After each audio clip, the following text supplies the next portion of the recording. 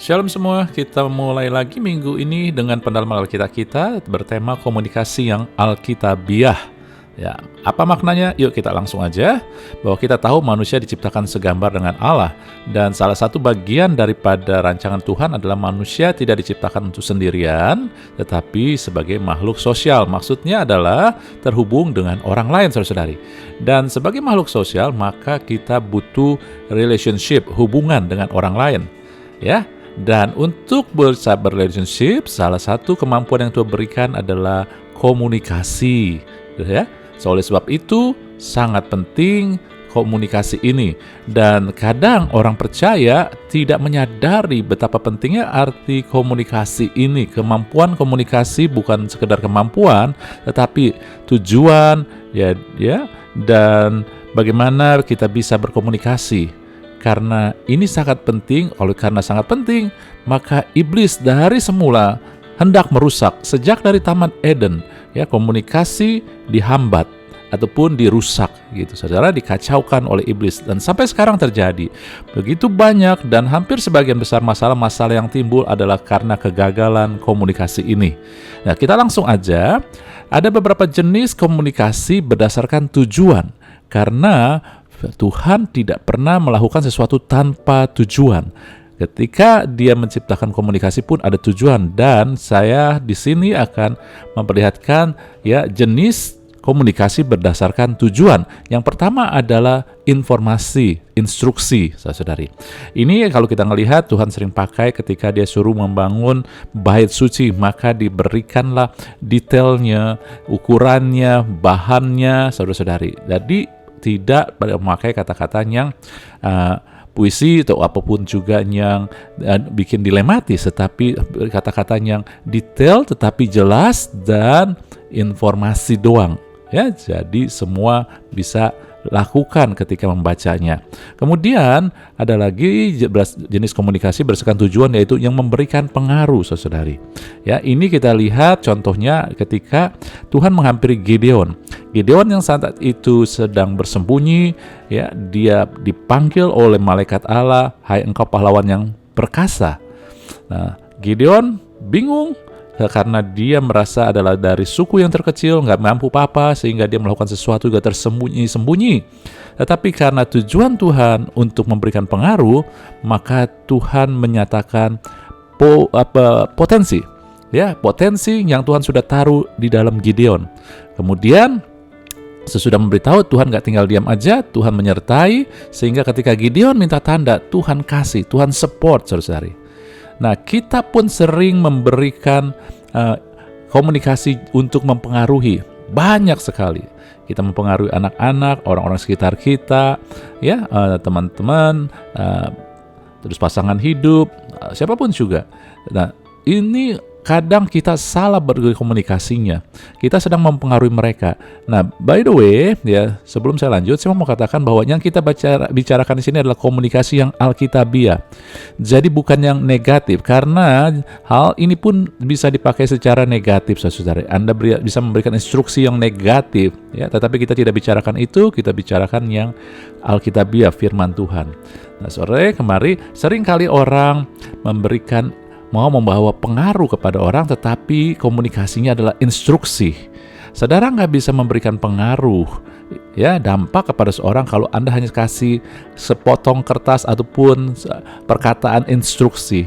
Anda harus memberi tahu tentang potensinya, kemudian Anda harus memberikan support buat mereka, ya.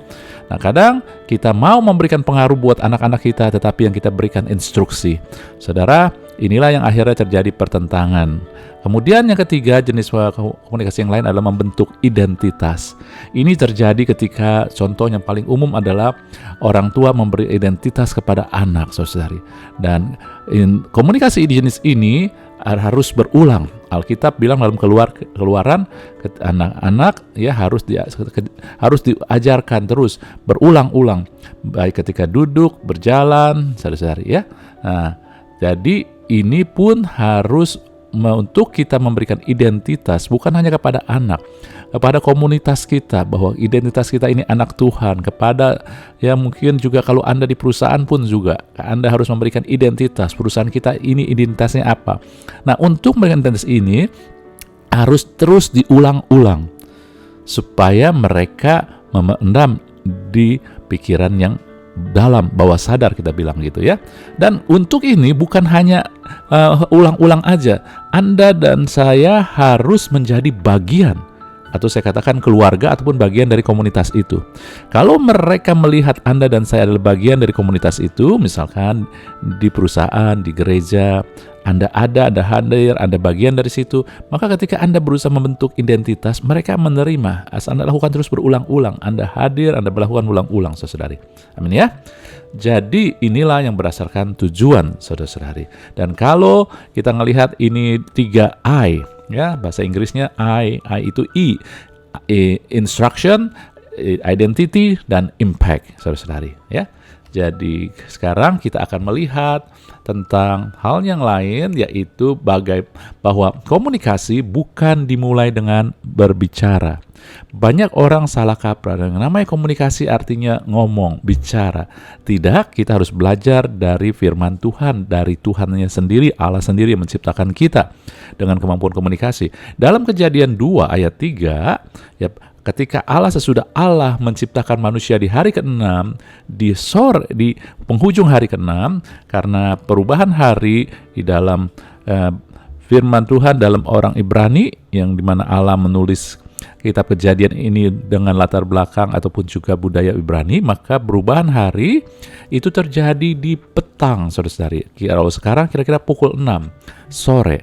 Jadi pukul 6 lewat 1 detik itu sudah hari yang lain. Jadi Tuhan setelah hari yang terakhir, dia penghujung hari dia menciptakan manusia, maka petang hari itu, hari ke-7, dia berkatin dan dia kuduskan, saudara-saudari.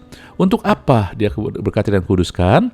Saya percaya kerinduan Tuhan ketika menciptakan kita dengan kasih dan menciptakan kita sebagai makhluk sosial, Tuhan mau berkomunikasi di hari ke-7, saudara-saudari. Sebab itu dia berkati dan dia kuduskan. Jadi kita ngelihat Tuhan tidak berkomunikasi dengan manusia langsung dengan bicara, tetapi dia menyediakan apa? Nah, buat saya adalah pertama begini, ketika Tuhan mengatakan Allah memberkati hari ke-7, bukan hari yang diberkati, tetapi saudara-saudari, apa yang dia mau lakukan di hari itu.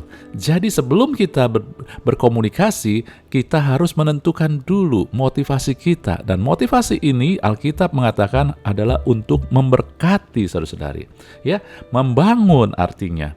Jadi Tuhan menciptakan manusia sempurna, tetapi perlu dia komunikasi untuk terus mereka membangun. Maka Anda ngelihat ketika mereka hilang komunikasi, iblis masuk. Ya, ketika Adam dan Hawa nggak berkomunikasi, maka hal-hal yang buruk ataupun hal-hal yang di luar tujuan Tuhan itu bisa masuk, saudari. Sebab itulah komunikasi bukan sekedar bicara, tetapi mau memberkati. Dimulai dengan motivasi kita mau memberkati, membangun. Saya katakan ini secara alkitabiah. Ya, jadi secara alkitabiah kalau Anda ngobrol saja tanpa tujuan untuk membangun, itu bukan komunikasi alkitabiah.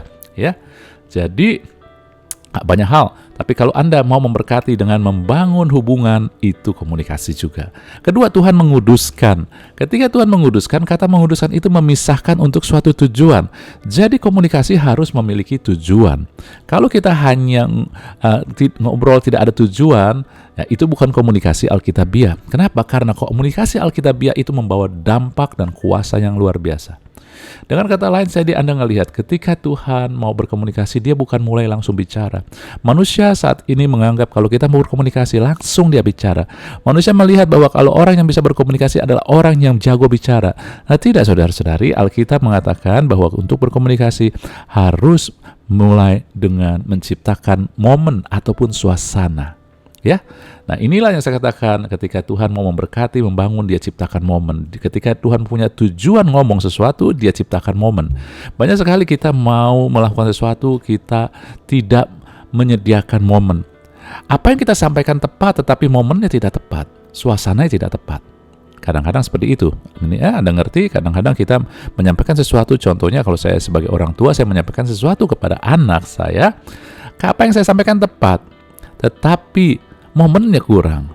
Nah, ini yang harus kita pikirkan, saudari. Jadi, saya berkata bahwa secara umum, bahwa komunikasi dimulai ketika kita menciptakan momen ataupun suasana, ya, dengan latar belakang ataupun back mind kita mau memberkati dan punya tujuan tentunya. Kedua, Tuhan juga menyatakan memberi diri, saudara-saudari. Komunikasi dimulai dengan memberi diri. Banyak sekali orang-orang berpikir kalau dia berkomunikasi hanya bicara, ya, dan tanpa memberi diri. Alkitab tidak menyatakan itu. Tuhan berkali-kali menyatakan bahwa dia memberikan dirinya buat kita, saudari. Bentuknya kadang-kadang kita tidak sadar. Contoh dalam Yeremia 29 ayat 12, Tuhan suruh, apabila kamu berseru dan datang berdoa kepadaku, maka aku akan mendengarkan kamu. Saudara, saudari, walaupun ini ditulis dalam perjanjian lama, Allah yang sama, tetapi ketika kita baca dalam dimensi perjanjian baru di mana Yesus sudah mati buat kita sekarang punya Allah sebagai Bapa, dulu belum, maka Anda harus melihat, bukan harus melihat, kalau saya melihat hal ini adalah daripada kepenuhan Yesus. Saya melihat pada Yesus sebagai Tuhan. Ketika Tuhan suruh kita berseru, maka dia akan mendengar. Bukannya begini, saudara, dalam perjanjian lama kita belum menjadi anak. Ketika Tuhan suruh berseru baru mendengar, maka syarat untuk Tuhan dengar adalah kita harus berseru. Tetapi sekarang kita hidup di dalam perjanjian baru, kita ini sebagai anak-anak Bapa, anak-anak Allah. Maka saudara, coba Anda bayangkan kalau Anda seorang orang tua, bapak ataupun ibu, ya, Anda hanya baru mendengar ketika anak berseru, maka orang-orang akan menganggap kita bukan orang tua yang baik. Benar? Demikian juga ketika Anda menganggap bahwa ini kalau Tuhan baru jawab kalau saya berseru, Anda salah mengerti. Kita hidup sekarang di dalam perjanjian baru bahwa kita sudah diubahkan menjadi anak, ya. Tetapi yang saya mau katakan bahwa ini menunjukkan kepada Yesus, kepada Tuhan. Tuhan itu, ya, Tuhan itu mau kita tahu bahwa Dia selalu memberi dirinya. Dia selalu mau mendengar kita. Ya. Tetapi dia butuh kita berkomunikasi karena kita diciptakan dengan kasih, kita makhluk sosial. Ya. Sebab itulah ya, Tuhan sudah sediakan, sudah dengar, tetapi dia mau kita berkomunikasi, bicara dong, gitu ya.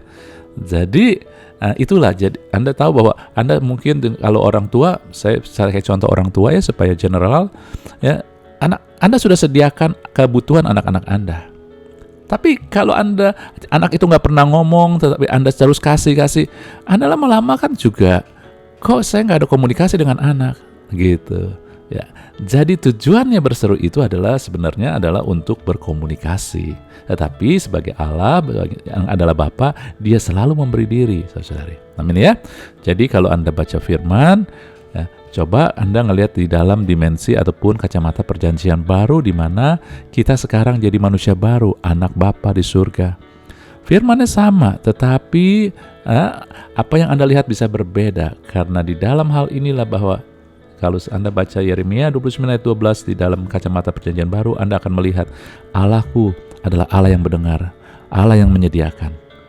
Tapi Dia mau kita berkomunikasi, maka Dia minta kita berseru, saudari. Jadi Dia menyediakan bukan karena kita berseru, Dia menyediakan karena Dia Allah Bapa yang baik buat anak-anaknya, dan Dia minta kita berseru supaya kita bisa berkomunikasi. Amin. Oke, dan aspek ketiga ya, bahwa komunikasi bukan mulai dengan bicara secara alkitabiah, tetapi yang ketiga adalah dengan kasih, saudari. Ya, firman Tuhan di dalam Kolose 4 ayat 6 dikatakan, hendaklah kata-katamu senantiasa penuh kasih. Kata kasih ini artinya grace, kasih karunia. Ya, jangan kasihnya artinya kamu aku sayang kamu, bukan, tapi kasih karunia. Anda menyampaikan sesuatu bukan berdasarkan kelayakan kasih karunia itu, tetapi ya berdasarkan kemurahan Anda. Kira-kira kayak begitu ya. Jadi ini yang Tuhan mau. Kenapa? Karena ketika kita berkomunikasi, kadang-kadang lawan bicara kita penuh dengan kelemahan, penuh dengan pelanggaran, penuh dengan ya saudara, saya katakan kadang nggak berkenan di hati kita. Ya, oleh sebab itulah kita butuh kasih, yaitu menutupi banyak kelemahan. Ketika Anda mau berkomunikasi tanpa kasih, kita akan dikuasai oleh emosi mungkin. Ya, kasih di sini adalah kasih karunia, saudara. Kita akan dikuasai emosi sehingga perkataan kita akhirnya bukannya lagi membangun, bukan memberikan instruksi, tetapi mengkondem, ya menghukum. Sedangkan ya Tuhan katakan, Yesus katakan, ya jangan menghukum, don't condemn. Ya. Jadi ini dia kita ngelihat bahwa komunikasi bukan mulai bicara, tetapi kita mulai dengan momen. Kita menciptakan momen, suasana. Kadang-kadang sebagai praktikal aja, kita bicara dengan seseorang lebih tepat ketika kita momennya adalah berdua, santai, sedang makan. Kadang lebih kena, saudara. Baik Anda mau membentuk identitas, mau beri pengaruh, ya. Anda ngomong berdua, ketika ngomong berdua, Anda sedang menciptakan momen bahwa saya memberi diri buat kamu. Kalian penting, saya mau beri diri, sehingga ketika Anda memberi diri, ya dengan momen itu mereka melihat bahwa Anda bagian, Anda peduli, sehingga ketika Anda mau kasih impact, mereka mau dengar. Ketika Anda mau beri identitas, mereka mau dengar. Apalagi juga kita sampaikan dengan kata-kata yang penuh kasih karunia. Ya. Nah sekarang saya mau katakan lagi yang bagian yang lain adalah yang perlu kita tahu adalah cara Alkitabiah berkomunikasi. Ya, teknik apapun juga ya.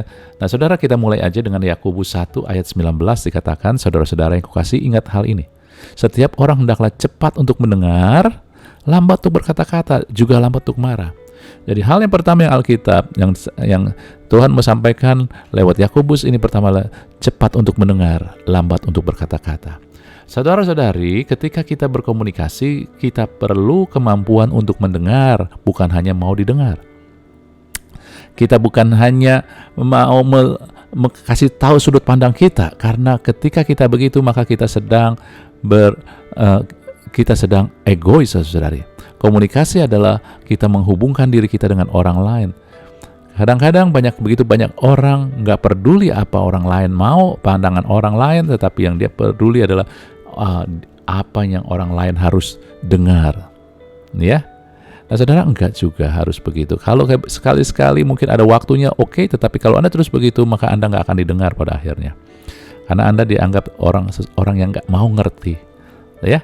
Nah, bahkan di Tuhan di dalam Amsal katakan 18 ayat 13, seorang yang memberi jawab sebelum mendengar, itu kebodohan dan kecelaan.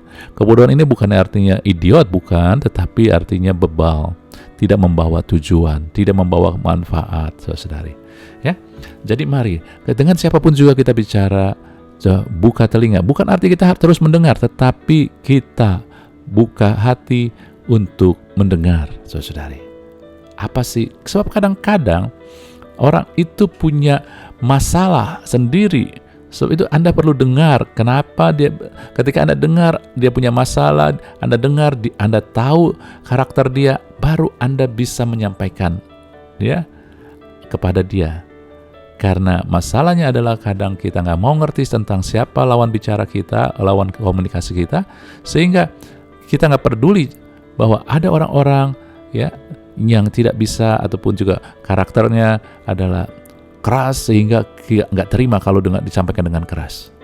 Itu salah satu contohnya ya. Kalau sebab itu kita dengar, oh ya orang ini ya nggak bisa dengan kerasan, dengan cara keras, saya harus lembut. Nah, baru Anda berkomunikasi dengan dia. Anda lihat ya, ketika Anda mau mendengar, Anda akan mendapatkan hikmat, saudara-saudari. Nah, yang kedua, lambat untuk marah dari Yakobus 1 ayat 19 ini. Yang kedua, ini adalah lambat untuk marah, sebab itu ya komunikasi membutuhkan kemampuan untuk ya ini emosi yang Alkitab bilang, amarah manusia tidak mengerjakan kebenaran di hadapan Allah. Ketika Anda pakai emosi, Yakobus 1 ayat 20 kata tidak mengerjakan kebenaran. Dalam Amsal 25 ayat 11, saudara-saudari, dikatakan perkataan yang tepat waktu seperti buah apel emas di piringan perak. Ya. Jadi kalau Anda pakai emosi, orang yang emosi biasanya langsung mau mengeluarkan setiap unek-uneknya. Ya, sehingga dia nggak peduli waktunya. Nah ini dia, emosi akan mendorong reaksi kita yang seketika. Saat ini saya marah, saya lampiaskan hari ini, sehingga akhirnya Anda mengatakan perkataan yang tidak tepat pada waktunya. Tapi orang-orang yang bisa mengontrol emosinya akan ya, menunggu kapan waktu yang tepat, saudari. Oleh sebab itulah cara komunikasi Alkitabiah butuh mengontrol emosi, saudara. Ya, kenapa? Bagaimana praktikalnya? Saya praktikalnya adalah begini. Saya selalu berusaha untuk melihat orang-orang dari sisi positifnya. Ketika lawan komunikasi kita punya kekurangan, ya kita pun juga. Kalau kita hanya lihat kekurangan, maka akan menguras emosi. Tetapi kita mulai melihat kelebihan dia.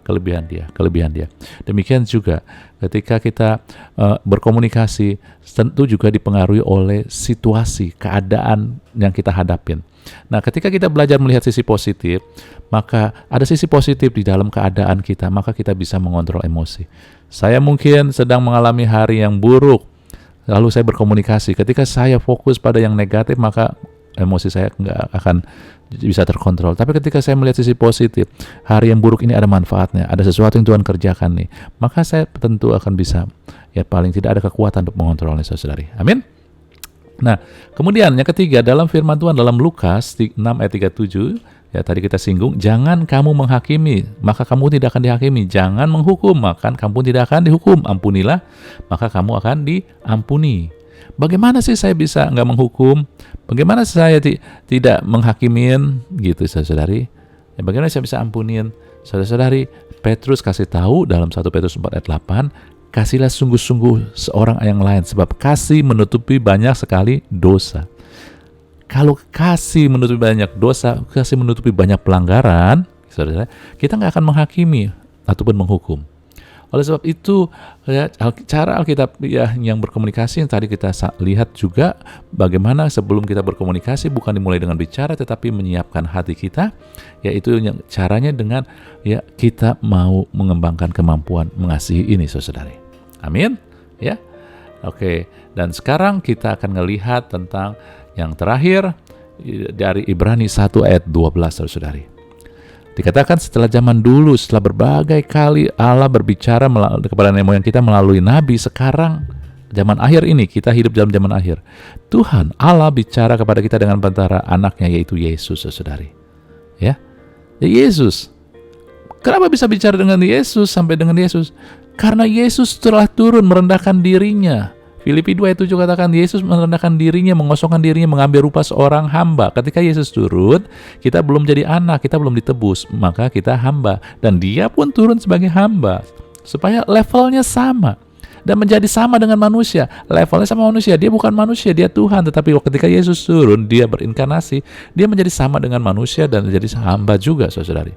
Dan disinilah kita lihat bahwa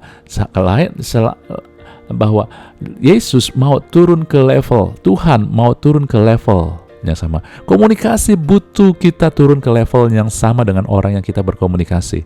Banyak orang begitu sombong dalam berkomunikasi, menunjukkan kehebatan dia berbicara, pakai istilah-istilah, padahal dia bicara dengan orang-orang yang simple, sederhana, saudari. Nah, ketika kita berkomunikasi dengan orang-orang yang simple, sederhana, kita bicara dengan cara mereka. Ketika Anda berkomunikasi dengan anak-anak kecil, ya, misalkan balita, ya pakai level yang sama dengan mereka. Kalau enggak, mereka nggak akan bisa tangkap, saudari. Oke ya? Jadi, yang saya katakan, perlu kerendahan hati untuk turun ke level yang sama, saudari. Ya? Jadi inilah, jadi kemampuan untuk merendah hati. Ya, dengan cara belajar pada level, turun pada level yang sama. Saudara, jadi kita lihat sendiri bahwa komunikasi Alkitabiah itu sesungguhnya punya tujuan. Bukan hanya kita berkomunikasi, punya tujuan. Kalau Anda ngelihat di sini, ini membantu mengembangkan kita. Ketika kita mengembangkan kemampuan mendengar, maka tadi saya katakan Anda mendapatkan pengertian hikmat, ya, knowledge-nya itulah hikmat.